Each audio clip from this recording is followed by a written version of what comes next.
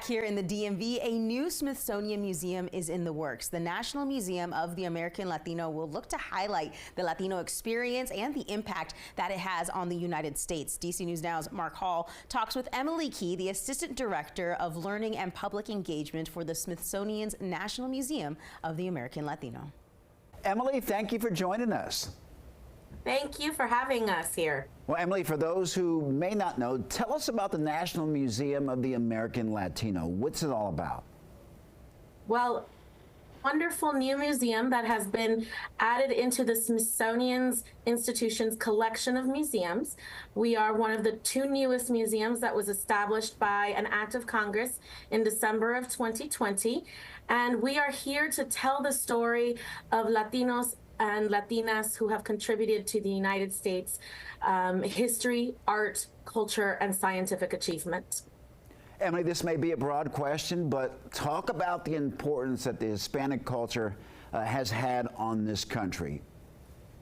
So Hispanics or Latinos, so you can use the term interchangeably, have been part of the founding of this country since the very start, since 1776 and the American Revolution with Bernardo de Galvez, who helped George Washington in New Orleans, helping fight the War of Independence, all the way through today, and small business owners all across America who are helping to stimulate the local economy, to teachers and firefighters who are helping our communities move forward. Latinos are part of the fabric of America's story. Do you think more needs to be taught in schools about our Latino and Hispanic history?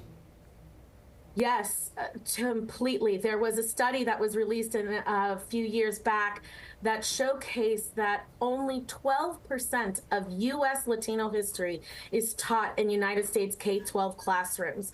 And we're talking about U.S. Latino history. So Latinos and Latinas who have been making contributions to United States history, whether it's in public service, civil rights, economic and entrepreneurship initiatives, scientific achievements like the first Latino astronaut like Franklin Chang Diaz. Those stories are left out of our textbooks. So our students, our children do not get to know those stories. And so it is an important part of U.S. history, and to understand the complexity of what it means to be American means that you need to understand Latino history as well. Emily, you guys are, you currently have space in the National Museum of American History. What can people see when they go there? What can we expect to see? A wonderful exhibition. So we have a gallery space at the National Museum of American History, the Molina Family Latino Gallery. It is our experiment space where for the next 10 years or so, we will be able to experiment what types of exhibitions this museum should hold, what types of programs and learning opportunities we should have in the large building once it is completed.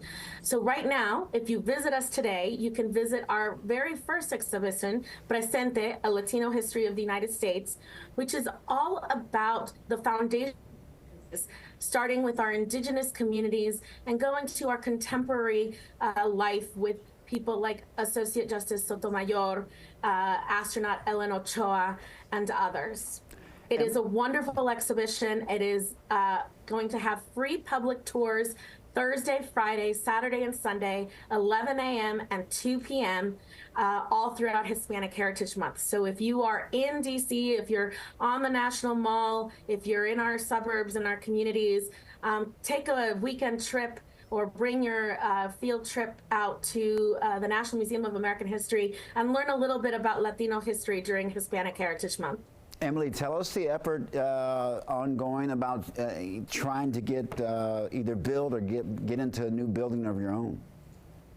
So there are two sites that have been submitted to Congress for their consideration for both the National Museum of the American Latino and the Smithsonian American Women's History Museum. And so at the moment, Congress is looking at that and seeing if those two sites will be something that they will pass into legislation for us to then have our official site selection process completed.